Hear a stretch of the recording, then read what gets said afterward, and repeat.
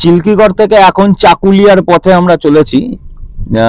এই রাস্তাটা যেটা সামনে চলে যাচ্ছে এটা চিল্কিগড় থেকে চাকুলিয়া।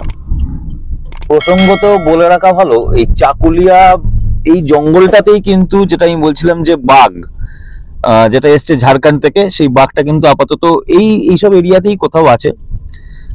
তো ঘন জঙ্গল, আর এখানে দেখার মতন চিল্কিগড়ে আসলে গিদনি অনুকূল ঠাকুরের আশ্রম আছে, এছাড়া আর সেরকম কিছু নেই। কনক দুর্গা মন্দির, যেটা তো আগেই দেখিয়েছি আমি, মানে আগের ব্লগে দেখিয়েছি। আগের ব্লগে যেহেতু আমরা গেছিলাম নবমীর দিন, যেদিন মেন পুজোটা হয় সেদিনের ভিডিওটাই আছে, আমি ডেসক্রিপশনে তাও দিয়ে দেবো, পারলে ওটাও দেখে নেবেন, খুব ভালো লাগবে।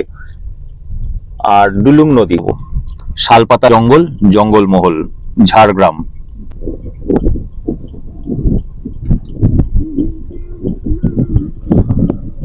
কোন বাঘের কথা তো আগেই বললাম, কিন্তু বাঘ এমনি নর্মালি এখানে কিন্তু বাঘ নেই। ওই বাঘটি এসছে বলে এখন আন্দাজ করা হচ্ছে যে এই অঞ্চলে আছে। তো এই হচ্ছে মোটামুটি চাকুলিয়ার জঙ্গল।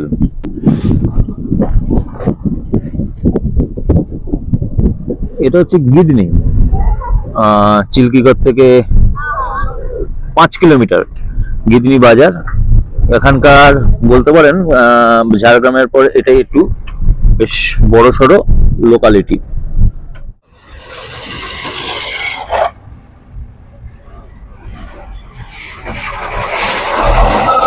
অনুকূল ঠাকুরের আশ্রমে আমরা,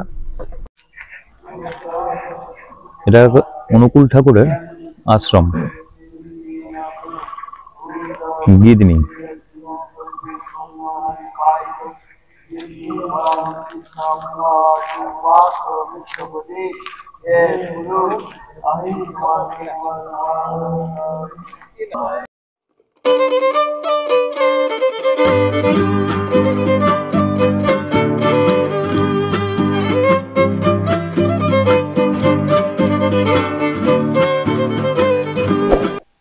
আমাদের সামনে এখন রাজু রায়, ইনি হচ্ছেন চিল্কিগড়ের যে খাবার সেইটা কিন্তু উনি পরিবেশন করেন।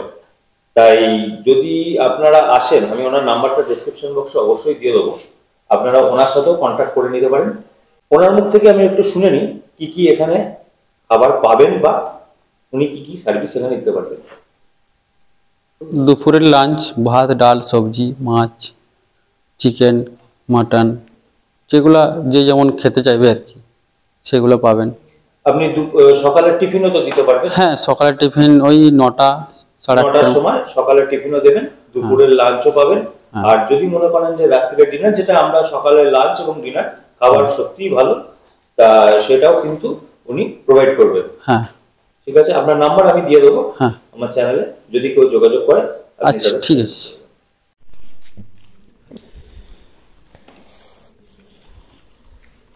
রাত্রিবেলা চিকেন, রুটি, আমি সকালের ভাতটাই গরম করে খাচ্ছি, রুটি আছে, অসাধারণ টেস্ট।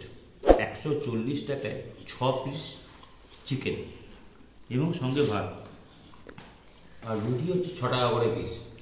চিল্কিগড় রাজবাড়িতে যদি কেউ অর্ডার করতে চান, স্যালাড শেষ, দেখানোর কিছু নেই, 25 টাকা প্লেট।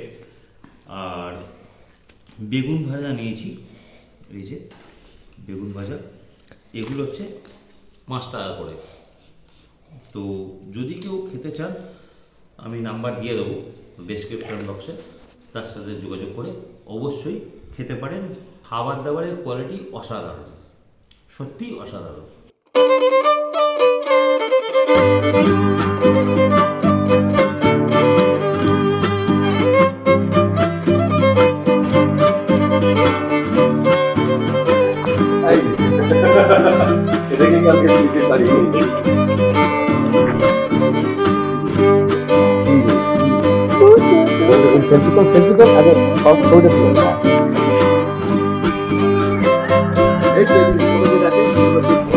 সকালবেলা চা খাওয়ার জন্য আপাতত এইটা দিয়ে যেতে হবে।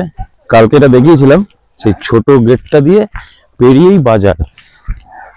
এখান দিয়ে আমরা যাইনি এখনো পর্যন্ত, গেটটা দেখিয়েছি আজকে ট্রাই করব এই গেটটা খুলে ওপাশে কোথায় বাজার আছে সেটা দেখানোর জন্য। রাজবাড়ি চত্বরের ওয়াল পুরো কালকে দেখিয়েছিলাম, ওইখানটা রয়েছি। আর সকালবেলা দারুণ জায়গাটা। তুই যেতে পারলে আমি ভয় পাচ্ছিলাম যে যেতে এই হচ্ছে গেটটা দিয়ে বেরোলেন, বেরিয়ে এই দিকে হচ্ছে মেন রোড, আর এই দিকটা গ্রামের মধ্যে দিয়ে আমরা যাব বাজারের দিকে। টোটোও আসতে পারেন, এখানে আসলে টোটো আপনি ভাড়া পেয়ে যাবেন। সামনের যে স্টেশনটা কালকে যেটা গেছিলাম সেই স্টেশনেও নামতে পারেন, বা ঝাড়গ্রাম থেকে আসলে তো গাড়ি করে আসতেই পারবেন। আর যদি দুধিয়া স্টেশনে নেবেন তাহলে দুধিয়া স্টেশন থেকে টোটো করেও আসা যায়। গ্রামের বাড়ি,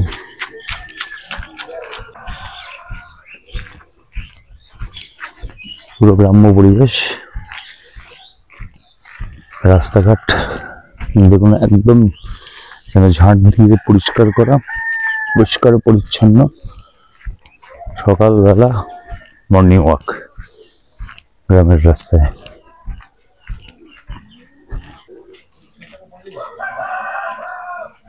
মাটির বাড়ি, আপনার বাজার। যদি আপনি রাজবাড়িতে ওঠেন, যেমন আমরা এলাম, ঠিক এখান থেকে এই 150-200 মিটার এসে চলে এলেন, এই হচ্ছে এখানটা চিল্কিগড় বাজার। এই দিকটা চলে যাচ্ছে আপনাদের, কালকে আমরা গেছিলাম অনুকূল ঠাকুর আশ্রম যাবো বলে, এই রাস্তা।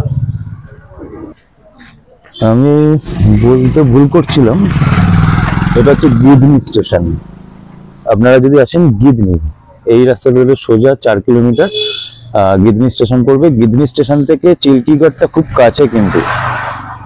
আর ওই যে সামনের যে রাস্তাটা, ওইটা দিয়ে ওই যে লোকটি দাঁড়িয়ে রয়েছে, ওখান থেকে ডান দিকে যে রাস্তাটা কালকে গেছিলাম সেটা হচ্ছে চাকুলিয়ার জঙ্গল।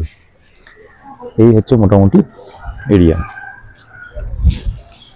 আমরা এখন এই দোকানটাতে চা খাবো, এরকম পরপর দুটো মিষ্টির দোকান, কম ভাজা ভুজি সবই পাবেন এখানে।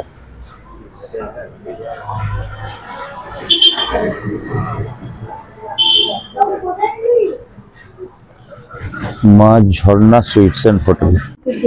সকালবেলা চা আর পুরি।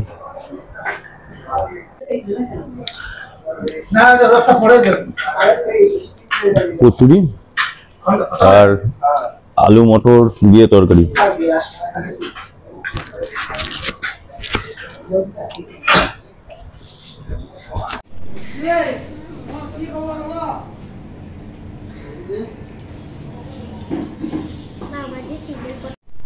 এইখানটা কিন্তু আমরা খেয়েছিলাম রাত্রিবেলা। আর এইটা হচ্ছে ঠাকুরঘর খুব সম্ভবত। দরজাগুলো দেখুন। আর একটা জিনিস কালকে যেটা দেখাতে ভুলে গিয়েছিলাম, একটা ঘরে কটা দরজা দেখুন, 1, 2, 3টে, ওটাও কিন্তু একটা দরজা, 4টে, 5টা, আর এইটা দিয়ে আমরা যাতায়াত করছি, 6খানা দরজা। ভাবতে পারা যায়?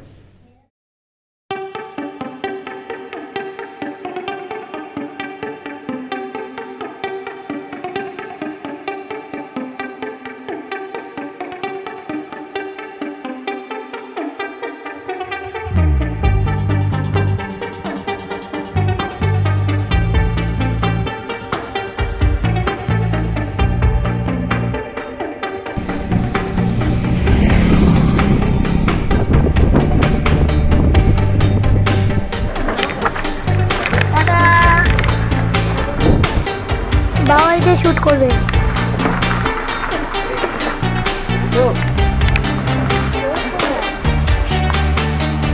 আমি আমার হাতের দিকে মন দিই, একটু ঢোল ভালো হয়ে যাবে।